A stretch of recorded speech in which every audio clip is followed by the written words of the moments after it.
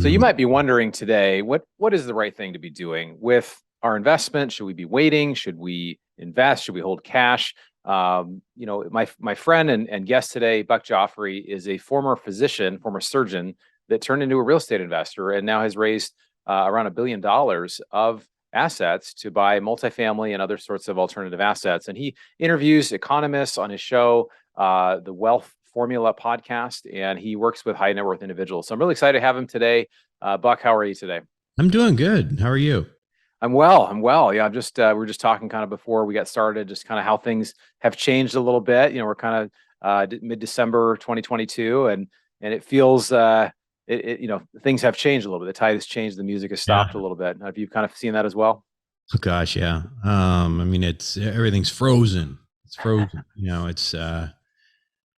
The thing is, like markets, it's like every other market. Markets don't like volatility. People ask me, Mhm. well, does this mean the end of deal flow? No, the answer is we people have always made a ton of money in real estate, right? They always have. Even when in the 80s when there was double digit interest rates, it's not how high they are, it's not the absolute number, it's all about the volatility. That's what's killing everybody. Yeah, it's less predictable now than it was, and I think a lot of people just have a lot of confusion. We're seeing some of our larger investors that are really taking this time and investing a lot right now. I think it's a very unique time that in the future of interest rates, when and if interest rates drop, we could look back and say, yeah, I wish I may have bought a little more, but the confused mind will say to wait. But we want to get more into that because I know there's a lot to talk about. You bring a lot of economists on, and I consider you an economist yourself. Definitely want to get into that, but I want to share a little bit more of your story because I think you have a very compelling story where you were a plastic surgeon and you're making great money. You're kind of living the dream, according to probably a lot of people, and I'm sure even your parents and other things. Hey, this is great, and then you decide I'm going to become a real estate investor. So talk to us and not no longer be a physician. So talk to us about that process and that journey and kind of how that went for you. Well, yeah, the journey's kind of you know it's kind of funny. I mean, I started out, I think, the way a lot of people who get good grades do, which is trying to figure out what to do with it. And what does everybody do who gets good grades in high school? Well, they end up going to a good college, and then they try to figure out what they're going to do for a living, like what kind of job they're going to get, right? And when you look at the options for those good students, it's usually like some kind of med school or law school or business school. And I think I was just kind of in that trap. And I liked science. Not initially. I was like a history English guy for the first couple of years, and then took a huge 180. Ended up being a molecular biology, biochemistry person. And I think it was just because I got a little bit more challenged there. And then again, it was like, okay, well, what do I do next? So I go to med school, right? It's a conveyor belt of our educational system. And I went to med school, and then the next thing you know, what do you do with that? Well, I don't know. I actually started out as a neurosurgery resident. So I was doing brain surgery, right? Wow. And but the hours sucked. So Because stuff happens when it happens, right? You're just it's like, hey, we gotta, somebody needs brain yeah, surgery right now. yeah. Brain surgery, yeah, like brain trauma can never wait overnight. So I was like, okay, even though I was into it, I thought it was interesting, but I was like, I just can't do this. So ended up in plastics after doing another residency, and really from there, like I think all along this line, I just didn't even realize I was an entrepreneur until I accidentally read Robert Kiyosaki's Cash Flow Quadrant. And I say accidentally because I wasn't interested in finance at all. It's just one of the few books that was actually available in the airport in Puerto Vallarta when I was coming home from my honeymoon right after residency. So I read that and I was like, whoa. And it wasn't immediate that I wanted to become a real estate guy. But what was immediate was, wow, there's this whole new world out there that I had no idea that I could make my own. And it doesn't have to be being a doctor, being a lawyer, that kind of thing. So Yeah, no, it's interesting. I want to stop you for one sec. So I liked, the book Rich Dad Poor Dad is a great book that everybody, a lot of people that are real estate investors say, yeah, that's what kind of helped me get my start. To me, I was like you, it was really Cash Flow Quadrant, that yeah, second book, that really kind of got me to figure out, oh wow, like I'm doing this wrong. This is actually how you develop cash flow that can cover your living expenses. And this is the Mailbox Money Show. So we talk about that, like making money while you sleep, and how does someone actually do that?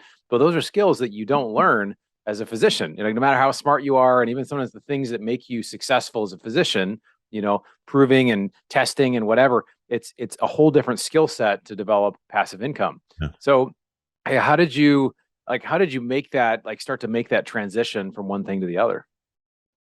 Well, I started making a lot of money doing surgery. I was one of the busiest cosmetic surgeons in Chicago very quickly, and then I What was kind of what kind of surgeries was this, like a I cosmetics, all did a lot of kinds? I did facial plastics, so like facelifts. I did liposuction. I did fat transfers. I did a lot of Okay. stuff like that. So, but it was really high volume. Did a lot of it. And and when I started making money, I started trying to the next thing you know is, well, where do you invest it? What do you do with it?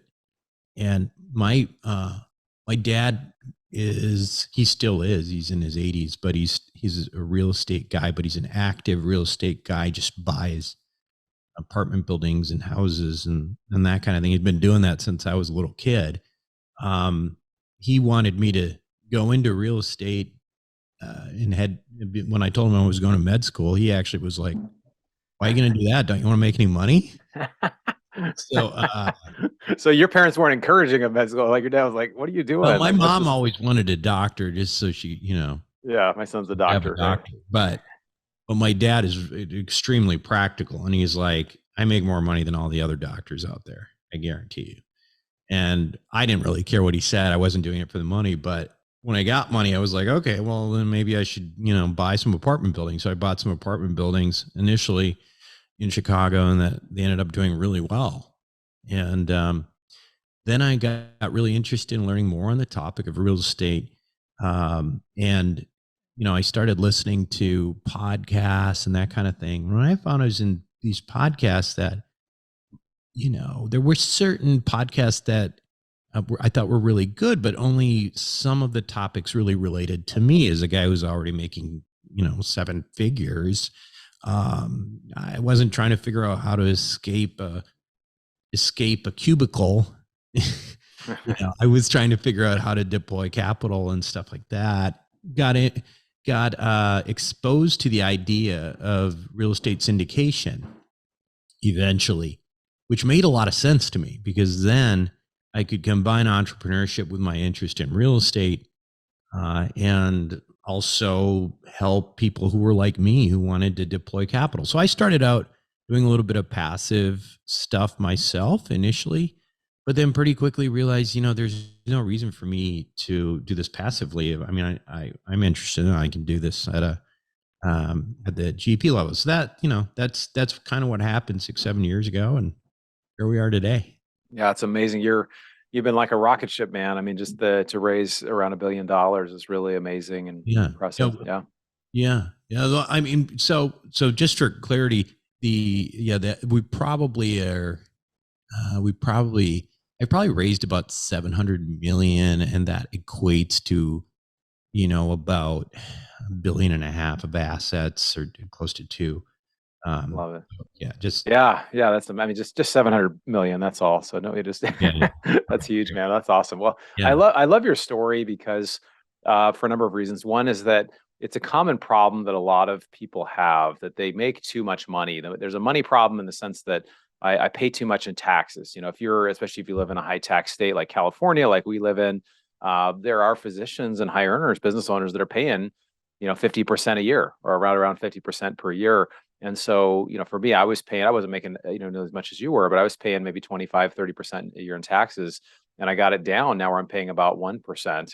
And some people would say even that's too much. Maybe you should get down to zero. But it's really amazing once you figure out and you understand how you make your income really determines, how you get taxed. And like just as Tom Wheelwright says, you want to change your tax, you got to change your facts. And so you begin to do that. You basically went from being the quadrant, talks about the cash flow quadrant, right? You were a highly paid S or Yeah. self-employed or an Right. entrepreneur, like an employee. Then you moved over to like an investor. And so it really helped you to be able to do that. What was the response of obviously your dad probably was pretty supportive of your move. Your mom may have been like, crying at night, but what was the response of some of your colleagues that were like, dude, you've got it made here. You're making 7 figures a year. Why would you ever leave that? That's something I encountered when I left my job. They're like, my family was like, you work 20, 30 hours a week. Like, why would you ever leave making 200K a year?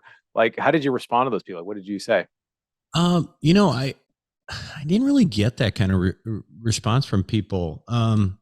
My practice itself went from, 0 to 1 million in less than 18 months, right? Like that, for me, that was, so I'd already had quite a bit of success in terms of business and marketing and all the things that go into it.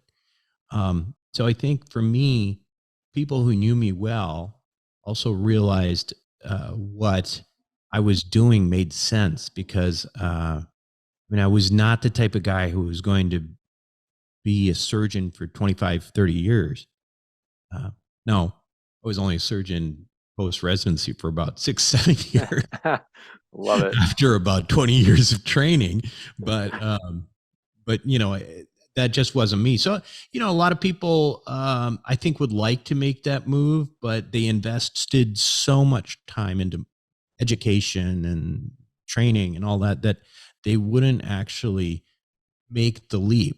For me, I, I have a little bit of ADD. So like okay, well, I'm not super happy doing this. So I want to do something else. And okay, what did I have going on at the time when I did this? I mean, I was married for a little bit over a year. We just had a baby.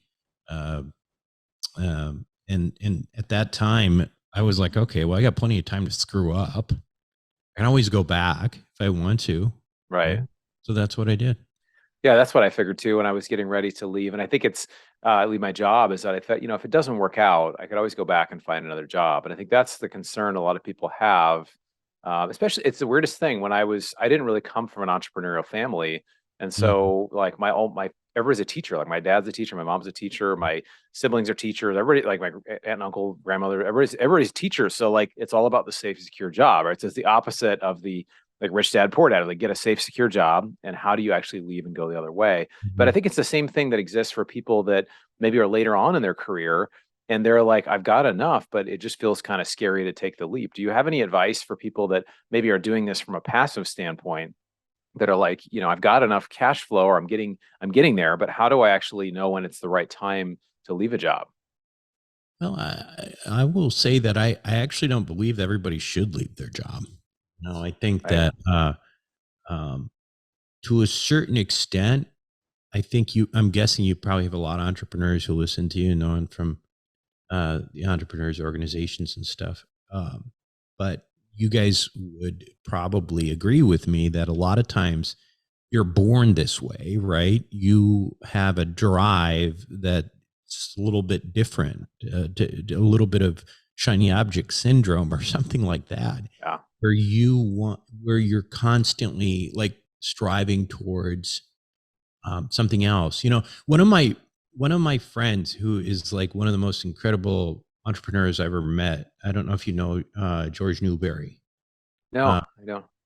no, George he's just fascinating story, but he's been a massive real estate syndicator. Now he's got one of the biggest private notes shops in the country. And anyway, he's just never ceases to amaze me how much he's done. But the reason I bring up George is like, I had this conversation with him and about like entrepreneurship and like, do you choose to be an entrepreneur? He's like, no. He's like, of course not. It's actually kind of a curse, right? Because for those people who are really driven, a lot of times they put their families in a lot of stress, right? I mean, like, and so that's Mm. part of it. And then a lot of people think that entrepreneurs are in it for the money, but George said it best. He says, and because George is not a money person, like he's always been a very like, lives very, even though he's doing really well, he doesn't live like this glamorous life. But his statement was that entrepreneurs, are there for the game, and the way they know if they've won the game is if they make money, Hmm. right? And so that's what drives us ultimately. Hmm. And I think that's true. So my point in saying all of this is that, like, I don't think everybody is wired for this, and Yeah. it's not necessarily the worst thing. Now, to your point, you can still get the benefits of a lot of those types of things through passive investing, and I think that's where certainly my audience at Wealth Formula is really geared towards. So, Yeah. No, it's love, and that's a great segue too. I want to talk a little bit about your show, the Wealth Formula, because you've been bringing a lot of economists on. Everybody wants to know what's happening. What should I be doing? What's next? What are you seeing right now, particularly in the economy, in multifamily? I'd love to just know your thoughts. yeah. Well, I think, okay, so I think, again, just because of the lack of certainty, markets hate uncertainty, right? And that's what's happening in the real estate markets. They're frozen in multifamily. I don't know. I hear some people are buying. I don't know how they're buying. And I don't know how they're buying because I don't know how you can possibly underwrite in this environment, right?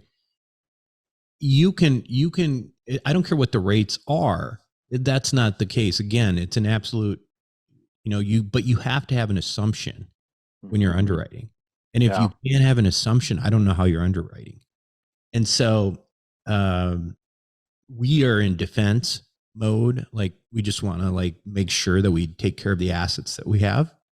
Um, I've heard, again, others doing acquisitions. I can't figure out from the life of me how they're doing that. I mean, we have access to a lot of deals, and there's very few deals out there, and they're not penciling out, right? So I think eventually that's going to change, but it hasn't changed yet.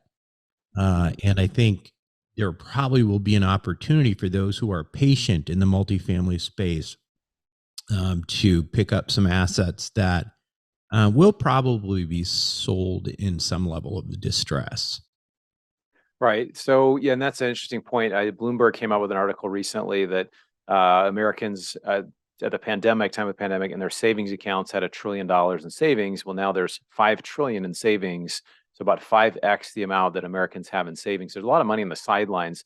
So do you think that that some deals could get in trouble and they need to be helped out? Do you think it comes down to the ones that will struggle? Is it been just an underwriting issue, or is it more of like Class A or Class B? Is there a certain type of property that you see that is most at risk in that?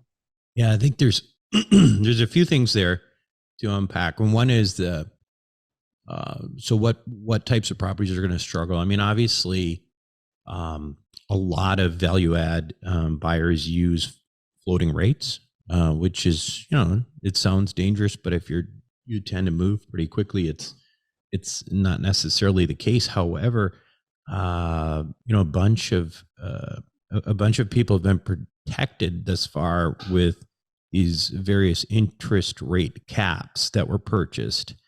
But what we're going to a lot of that happened in, like, around 2019, and we're in a situation right now where I think in the first quarter or so, a big number of those are going to start to expire, and then you're going to figure out who's swimming naked, I mean, right? the caps themselves will expire, or the Correct. the 2 year. Okay, because it's like a 2 year. I think it's 85 to 90%, and I could be wrong on this. You probably know better than me, but 85 to 90% of large multifamily is done with bridge debt.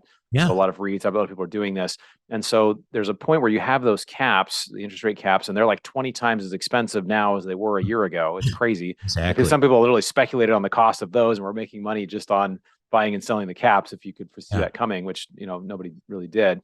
So you're saying it goes for 2 years, then at that point, there's kind of a reset. So pretty much a lot of these people There's a have to reset. sell. You either you got to pay 10 times as much as you paid for another rate cap, or you can't afford it anymore and you're toast, right? Like you're going to have to sell in some level of distress. So that I think will ultimately, when that starts happening, I think we're going to start seeing, um, we'll see, some opportunities in the market, and hopefully that will coincide with a relatively stable interest rate market as well. Right. So let's go back to that, what you mentioned about volatility. And it's true in the stock market, right? If there's volatility, it's just like, the VIX goes crazy, which is the measure of volatility, and investors freak out. Everybody's like, oh, I don't know what's going to happen. Everybody's kind of freaked out. And so I see a lot of people right now waiting. And I think, they're on my thought, I can see that the negative of it is that inflation is high and you're losing maybe some purchasing power through inflation. But on the other hand, having some dry powder is obviously helpful. Yeah. For you, I hope this isn't too personal to ask, but for you, if you had the ideal portfolio, how much, what percentage of your total assets would you like to have in cash on the sides right now? I think that question is a tricky one because it depends how much money you make. You know what I mean? Well, I was asking about you, and then you don't have to share if it's, but Uh, just the ideal, yeah. I'd like to have more cash than I do right now. Like most real estate investors, I am hugely incentivized by the government to dump massive amounts of money just into real estate, right? Um, so I mean, I don't know. I don't know how to say how much, but I I, I think you got to have enough where you feel like you're potentially ready for something, maybe for an investment or two, and also still potentially keep a month or two of income on top of that. I don't like cash in Yeah. general, so I don't Yeah. have much. That's why I don't stock it around much because right now, especially in an inflationary environment, you're literally losing. I mean, that you want a way to guarantee losing money. It's like keep cash, right? Like Yeah. Yeah. 9% a year. Yeah. And this is the point kind of that I see everybody, it's like the confused mind says to wait. And I'm like, I don't Mm-hmm. know. I mean, the loss of purchasing power over the next 2 years. And I know you do things So like the yeah, ATM fund, and you do things like, real estate, you're doing these alternative yeah, assets. You had a private deal you had recently, and your network you sent out. And so just, having other things that the idea of cash is trash. And I think a lot of times retail investors are just, I'm just going to wait. And I don't foresee a situation where having 50% of my net worth in cash being a good idea. Like at any point now, I'd like to have about 95% invested in deals and like 5% available, right? It sounds like you're kind of similar to that. yeah, yeah. I mean, I can do the numbers, but yeah, I'd say probably that's fair. But I think the other thing to think about right now is I think you alluded to there's other things outside of real estate, and you're right. Like we're very specifically searching right now for opportunities that are, really not related at all to the markets and that are potentially recession proof because they are needed type investments, things that you can't live without, or countries can't do without, and that kind of thing. So there's that. There's an opportunity, obviously, um, for some all market. There's a lot of things on sale. I mean, if you're a Bitcoin person, buy some Yeah. Bitcoin now because it's not going to stay at 16, 17,000, right? So, and actually, we're looking into um, an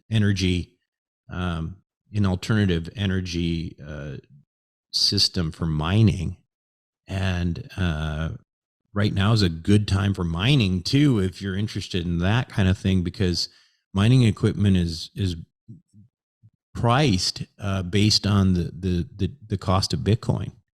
So Yeah. you know right now it's pretty damn cheap compared to where it was 6 months, a year ago. So there's lots of opportunities out there. I think it's important not to get, as an investor, I mean, ultimately, yeah, I am largely a real estate investor, but as an investor in general, you really want to make sure that you're not a one-hit wonder. Yeah. Well, and it's really a good point, Buck. And I think this is something that you do as well. Is that we're both like real asset investors. So real estate is part of Mhm. that, and there's other things. And it's like you kind of if you just sit there and all I do is multifamily. Well, maybe multifamily isn't the right deal for you to do based on your goals and your objectives right now. But maybe other types of investments, energy, ATM machines, private deals, private equity, venture, and there's all kinds of stuff out there that we're getting into one that's kind of a technology around oil and gas that's really exciting. So there's things that are like really kind of unique that are out there. I wanted to ask you I got a couple more questions to ask you because I just think you're like the most interesting man in the world, Buck. You have like so many interests that you do, but I need like a mirror or I something, but know I see the Dos Equis in the background there somewhere on the wall. Right? But I wanted to ask you, I know you're big into kind of like me, you're into biohacking and health stuff. And I mean, we've talked, about, a lot of the, Peter Diamandis stuff and the life yeah. extension programs and all this. Talk to us a little bit about that and just what do you think kind of the layperson needs to know about, just some of these trends that are coming out now? Because I've understood that from the time there's a new medical discovery, it can take 19 years until that actually is in common practice. But there are other things like supplements. There's things that are out there like tests and continuous glucose monitoring that I know you're involved with. Can you just share a little bit about kind of what people should know about, the first wealth being health? Yeah, well, I think the one thing that if you're not following this topic of longevity at all, I would highly encourage you to do so. Like would be my first thing, because I do think we're on the precipice of something that's really uh, is going to change the way we live and change mankind. I really do. Um, the the fundamental change in thinking for longevity scientists is that all of what we consider causes of death, whether it's cardiovascular disease or cancer, diabetes, or whatever, these are ultimately symptomatic of one primary disease, and that is the disease of aging. So that if we can tackle or combat uh, the aging process and that disease, we therefore can potentially live a lot longer, because we're actually dealing with it at the source. The source problem is aging, it's not the disease. And there's a huge amount of money going into that research, enormous amounts. And you can imagine who's dumping all that money into it because, obviously I'm a, Gen X guy. I was in college right around when the internet was just invented.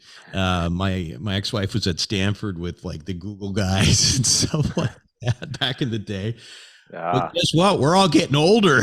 Yeah. We're all Yeah. getting older, and a lot of those people who were part of that are now they've made like hundreds of millions of dollars or billions of dollars, and now they're like, damn, I can't beat this like dying thing eventually, right? Yeah. So maybe I ought to be investing in that. So there's an enormous amount of money going into longevity research, and we have a lot of interesting knowledge already that I think people can start applying today. Now this is a science that is pretty new, right? So the inherent problem with starting something, the inherent part difficulty in longevity medicine is like to see if something actually really works. Take 50 years, right? Yeah. It's going to take a few years, and by that time, well, you may not care anymore because you're dead, right? And so what's happened is that a lot of people have taken this into their own hands and say, well, okay, maybe we don't have human data on this, but we know that in mice that this happens. We know that monkeys, this is what happens. And I think what you're seeing out there right now is a lot of that, which could end up being very helpful. So yeah, there are certainly lots of longevity hacks for sure out there right now. Yeah, no, I find it really fascinating. It's something I'm definitely following and interested in as well because I worked in the medical field for 10 years and I saw people that at 60 were kind of on their last leg versus if they'd taken care of themselves and hadn't smoked and maintained a healthy weight and just done basic health things, they could live another 20, 30 years. But this was a whole nother what you're talking about is a whole nother thing that to be able to extend even beyond that. So Awesome, man. Well, hey, I just want to say, Buck, I really appreciate you. I've always appreciated your approach to finance and life, and just the way that you look at things. You bring experts in. I highly recommend everybody checks out your podcast, The Wealth Formula. I know you have an ebook on your website, but how can people get in touch with you and follow you, learn about your deals, and learn more about you? Well, if you listen to the podcast, it's Wealth Formula Podcast. It's wealthformula.com. I mean, that's pretty much how to find me. I mean, I'm on social media, but it's kind of funny. Like, it's never really been a big part of what I do. I think it's because a lot of these, Twitter, most of my listeners are middle-aged professionals, and I don't think they're Twitter types. Yeah, they're not on Twitter. Yeah. Yeah. So even though I'm getting, 40, 50,000 downloads or whatever, there's just not that many people on Twitter. But I post on there as well. It's just Buck Joffrey but yeah, the usual outlets. Okay, awesome. Well, Buck, thanks for coming and joining us. This has been awesome. Yeah, thank you, Bronson. All right, so one thing that I thought was really interesting about this interview is that Buck kind of said two things that were kind of almost a little contradictory, right? He's like, if you have cash, there could be some great buying opportunities in multifamily coming. But he also said, I don't have much cash. I don't like being in cash because of inflation, right? And I'm kind of that same persuasion. It's like, yeah, there could be a moment where having cash sitting around could become very handy, but it's not worth the cost of holding the cash until it's time to deploy it. Because if it takes a year and you've lost 15% due to inflation, is there going to be a 15 or 20 or 30% discount to cover that? I'm not sure that there is going to be. So that's why I'm trying to deploy about 95% of what I have into multifamily or other types of alternative assets. Another thing that came out for me was interesting from this interview is that Buck also is not a one-trick pony, right? He's not only doing multifamily, he's looking at other assets. There's private equity deals, there's energy deals, there's other types of cash flowing deals that he's doing. And that's exactly what we're doing at Bronson Equity as well. We're trying to find things that just, no matter what the asset is what is the risk profile and what does it do for you? Does it help you reduce taxes? Does it help you increase cash flow? And whatever it can do for you, it can help get you where you want to go, whether it's real estate, it's ATM machines, it's some sort of private deal. So I encourage you, whatever you're doing, to look at the investment itself and see what the profile is and see what fits for you. And it may be that, maybe multifamily in this season is a little more tricky to get or tricky to find. It's not that deals are not there. There are deals in every market. So keep your eyes open, but there can be other deals as well that make a lot more sense. So I hope you enjoyed this interview today. I really enjoyed interviewing Buck. Just feel like he's a real rock star in the space. And I wanted to go through, if you wouldn't mind taking a minute, this really helps us out, giving us a 5-star review on iTunes. I read all the reviews, and we've got some awesome reviews. But I actually take some time on these shows, and I read one of the reviews. So I'm going to read one of the reviews now. And let's see here. I'm going to go read one of the reviews. Okay, so this is from, I promise people don't put their name on here, but this is, says, you need this show. Bronson is an amazing investor, a genuine guy who shares great wisdom about life, investing, and so much more in the show. I've learned so much from Bronson over the years and look forward to tuning in this show every week. This is from Cody. I believe it's Cody Laughlin. Doesn't say last name. It's just kind of a lot of people are doing code names on here, but I will go through and read one of these. I try to read one at every time we do it. So please go in and give us a 5-star review, The Mailbox Money Show. And we'll look forward to seeing you on the next episode of Mailbox Money. If you have not joined our investment club, we've got some awesome things in the pipeline that you got to check out. So check that out at Bronson Equity. We look forward to catching up in the next episode. You've been listening to the Mailbox Money Podcast. For more free resources, articles, and videos, go to bronsonequity.com. There you can download your copy of the special report, The Single Best Investment Strategy During and After a Pandemic. None of the information shared here is an offer to buy a specific investment, and this is for educational purposes only. Consult your financial, legal, and tax professionals and use your own common sense before making any investment decisions. Thanks for joining us, and be sure to tune in next time for more Mailbox Money.